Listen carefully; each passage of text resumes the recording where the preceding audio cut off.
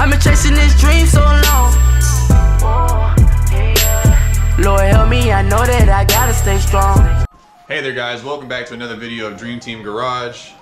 Today I'm just gonna fill you in on a couple things that we've been doing while my brother is creating his own plank. I don't know if you see him behind me creating plank, but you know, he's been watching a little too much Ed, Edd n Eddy on Netflix.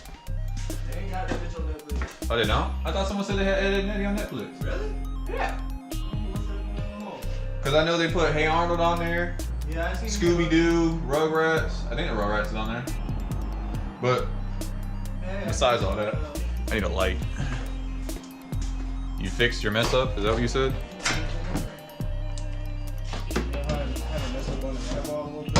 Uh-huh.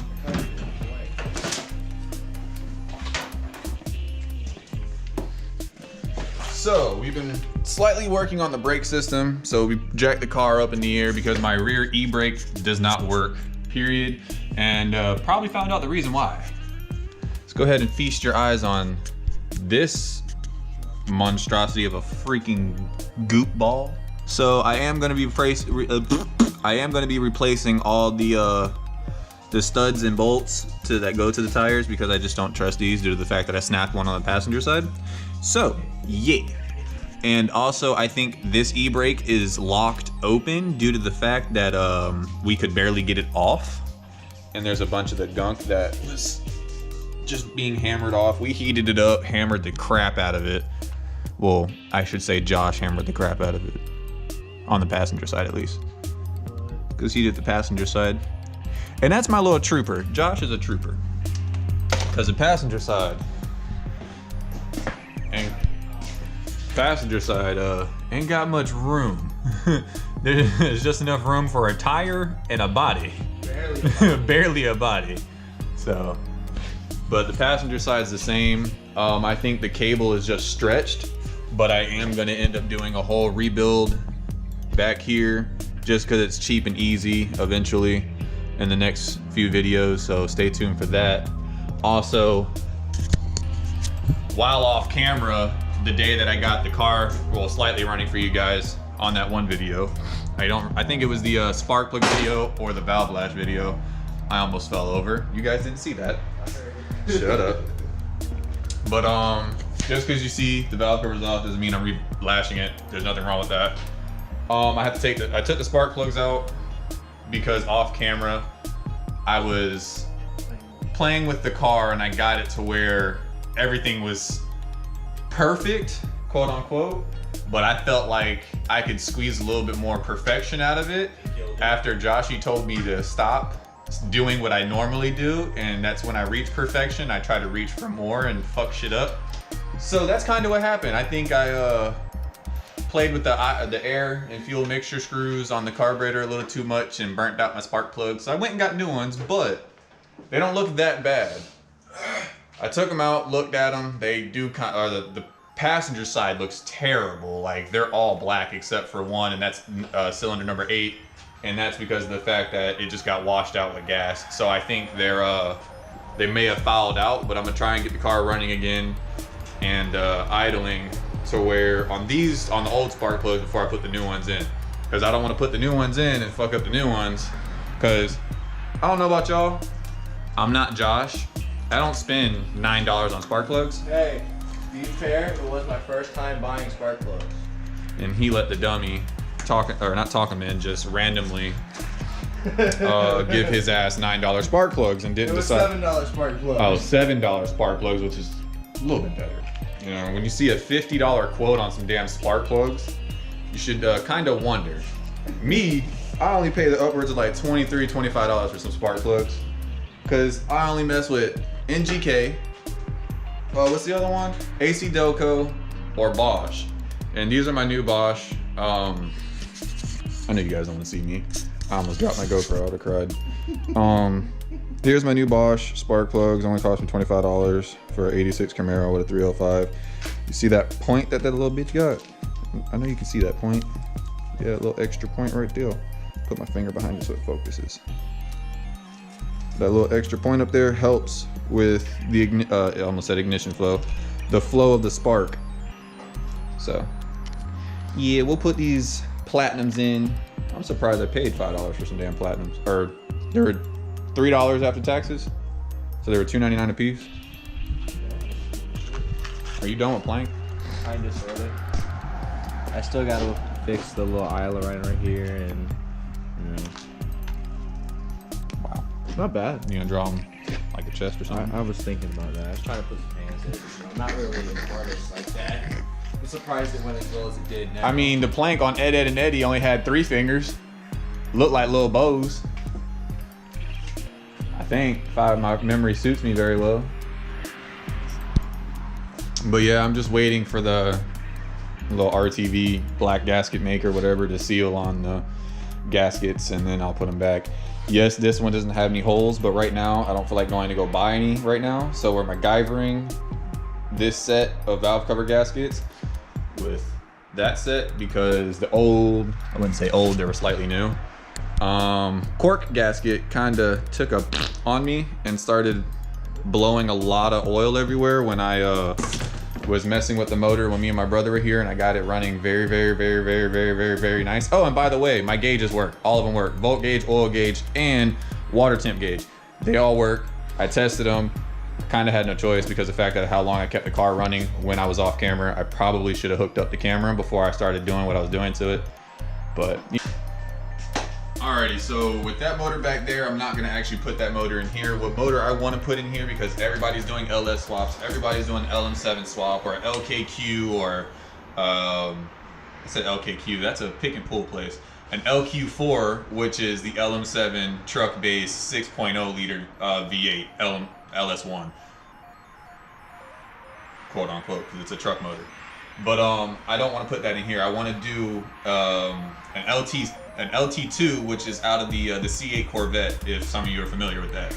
I want to put that in here because everybody is doing LS swaps this, LS swap that, LM7 swap this, and swap that. Shit, people fucking have a Hellcat Miata, and I'm pretty sure if you don't know about the Hellefant motor, which is another Hellcat motor by Dodge, somebody's probably gonna end up buying that $35,000 motor and putting it in a Miata, probably. But that LS motor is going in my drift car. That's exactly what it's going in. So that's what we're building it for the drift car. Now, what drift car? It's gonna be another Camaro. It's gonna be just like this. All these body panels are actually gonna be donated to that car when I eventually do get that car. So I'm not looking for a car that's got a perfect shell or perfect bodywork or anything like that. I mainly wanna find one that's super gutted to where I only have to put 2 seats in that damn thing, and a shifter if it's automatic, a manual if it's an automatic, I meant to say. But other than that, that's all I really want to do to it. And you know, not many cars in Florida are really rust free, but as long as it has minimum rust like this car does, yes, it was owned by somebody in the goddamn country, but it has very minimum rust to it. Like this fender has a little bit of rust on it, that fender has a little bit of rust on it, but that's common with these old school fenders back in the day because so much dirt used to get popped up on the inside where you can definitely, if you don't have a fender well cover. So but for that, yes, that's what we're gonna be doing with that motor. That LS1's gonna be built for the drift car whenever that decides to roll in the shop. Alrighty guys, so we have a little bit of dilemma. This was the MacGyver gasket that we were gonna use, but as you see, the MacGyver gasket did not want to stay together after I poked the hole. But it's actually only on these 2 sides that I split. The other 2 sides didn't. So, this one actually just split. That sucks. So I'll show you with this one, where the hole went. So I tried to poke a really tiny hole so I could stick it over I tried to poke a hole to stick it over the screw to where the valve cover bolts go. But obviously, as you see, this is rubber, not working out very well. So we're just gonna end up going to AutoZone and going to go buy some. So we'll be back for that. So stay tuned. Remember guys, it's all gas, no brakes. We gonna go. Peace. Alrighty guys, welcome back. We just got back from actually discount parts. I probably said AutoZone at first, but I'm a type of person who's pretty cheap, so I like to shop around. I called around first, called AutoZone, O'Reilly's, Advance, and I actually found a really good deal on some rubber valve cover gaskets, which is actually a really good deal. So no longer fucking around with cork gaskets. And we got a new member to Dream Team Garage. His name is Jeffy. Say hi, Jeffy. We're gonna pick out a voice for Jeffy. He gonna start saying comments throughout the channel. Jeffy gonna have his own voice. I'm Jeff. But yeah, so got some Felpro rubber gaskets. I haven't put this one on the driver's side yet due to the fact that the driver's side gasket is okay. The cork gasket is fine, but when I do take it off next time, I will be replacing it with this rubber one, which should be very shortly. I wouldn't say very shortly, but pretty shortly. So we'll just leave that right there. Oh, other than that, like I've told you guys before, I'm a good mechanic. I'm sometimes smart, but what the hell is this for? I know, obviously, it goes to your brake fluid reservoir, but is it for helping to keep pressure in the brake fluid, or what? Because I was just gonna toss it to the side. Leave it down in the comment section below if you guys know what this belongs to or what it does. Because I've never really seen anything other than brake fluid inside the brake fluid reservoir. So, other than that, yeah. So as I said before we cut you guys off before, we're gonna go ahead and get this vehicle all cranked up and ready to go, and change the old spark plugs to the new ones if we can't get the old ones to do what we need them to do. So stay tuned for that. In just a few minutes we'll cut you back on. Already Dream Team, you guys already know, all gas no brakes, it's on go.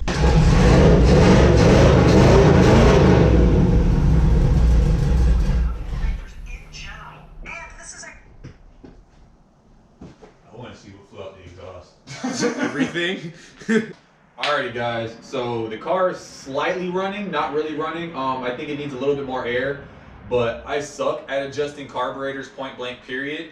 So I just adjust them as feel, like everybody used to do back in the day, because not a lot of people have a, what is it called, a vacuum gauge, and the, what the hell's the other gauge you need? The fuel pressure, or fuel something gauge, I don't know. There's a, I don't know, but I'm good with fuel injected motors, not really with carbureted motors, but I'm figuring it out as I go right now.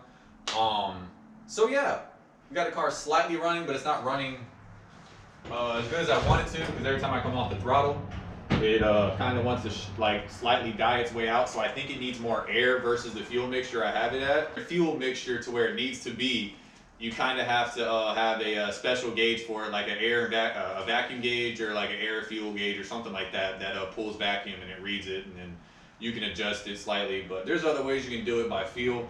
That's normally how I do it, because if my engine is shaking like it's having a seizure, there's kind of an issue.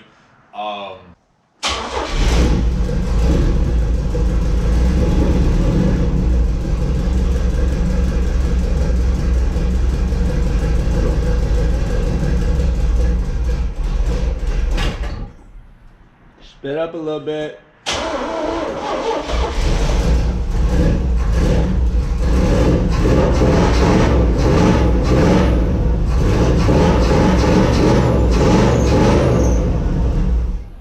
What was that squeaking? I think it's the belt. I mean, yeah, you burn some.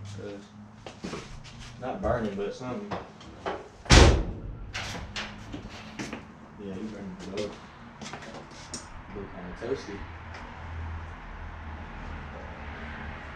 Might be too much tension in between the belt and the pulley, and the pulley's not spinning right. Because that pulley, ow! Ow! That pulley's hot! The leak is not, yeah, ain't gonna leak.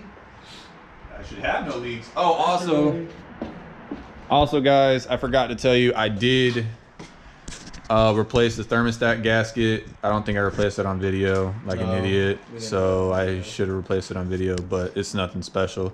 It's just 2 bolts, pop off, clean it off with a rubber gasket, with a razor blade, put some new rubber gasket sealer on there with a new gasket, and call it a day.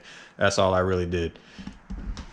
And right now I'm having an issue with my alternator pulley, so I'm gonna go ahead and loosen that up, and I might have to go soon, so we might have to edit in this video shortly, because of the fact of the matter is I have to work on someone else's car. I forgot. He's like, I know there's a reason, but I just can't. So we might leave and pick this video up in just a few minutes or an hour or two, but it'll be like a quick second for you guys. Or this will just probably be the end of the video, but I'll probably be coming back to do an outro if this is the end of the video. Joshy Senor, can you disconnect the battery? Maybe.